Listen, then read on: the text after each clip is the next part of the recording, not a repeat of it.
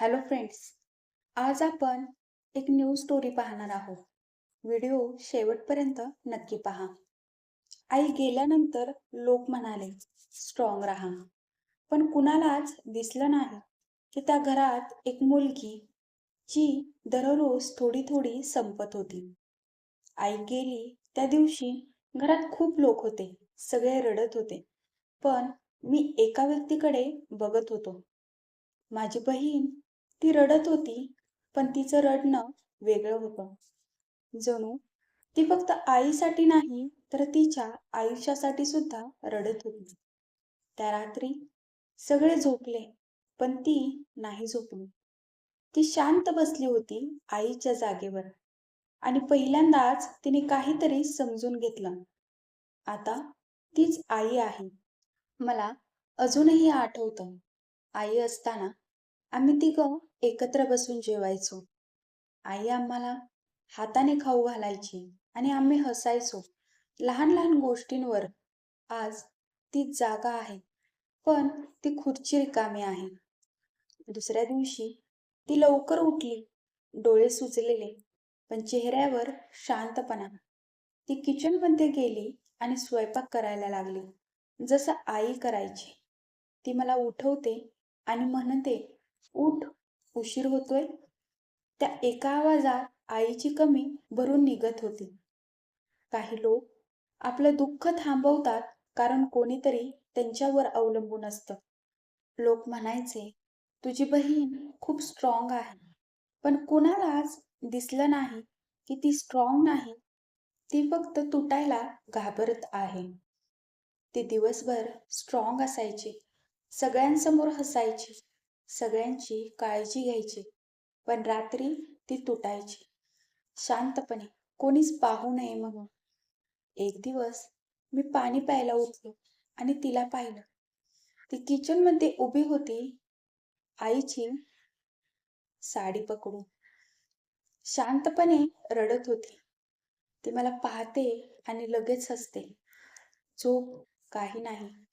त्या दिवशी मला कळलं, ती स्ट्रॉंग नाही, ती फक्त स्ट्रॉंग बनते आहे.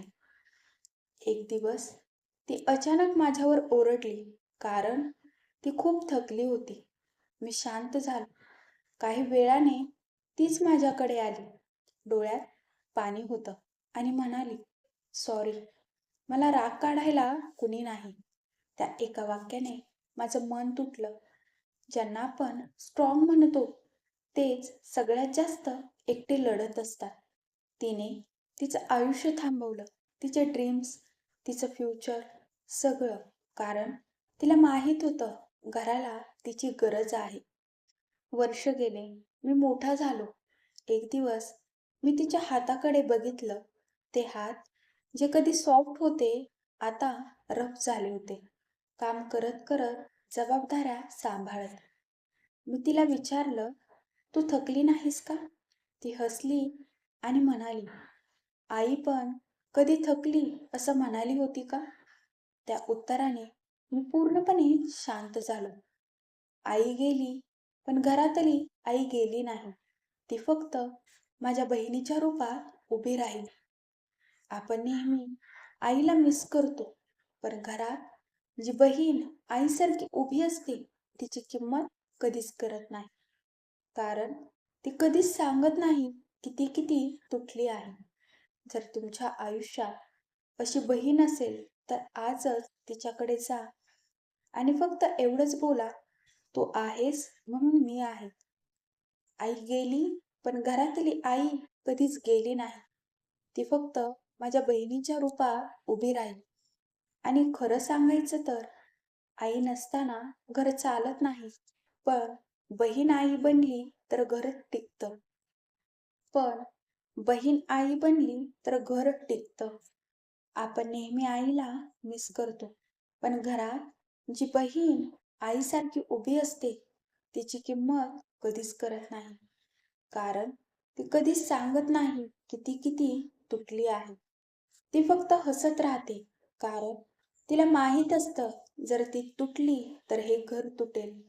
जर तुमच्याही आयुष्यात अशी बहीण असेल, तर आजच तिच्याकडे जा आणि पहिल्यांदाच तिला बहीण नाही तर आई म्हणून मिठी मारा, कारण ती आहे म्हणून तुम्ही आहात. व्हिडिओ आवडला असेल तर एक लाईक आणि सबस्क्राईब जरूर करा आणि नक्कीच या प्रवासात सोबत राहा.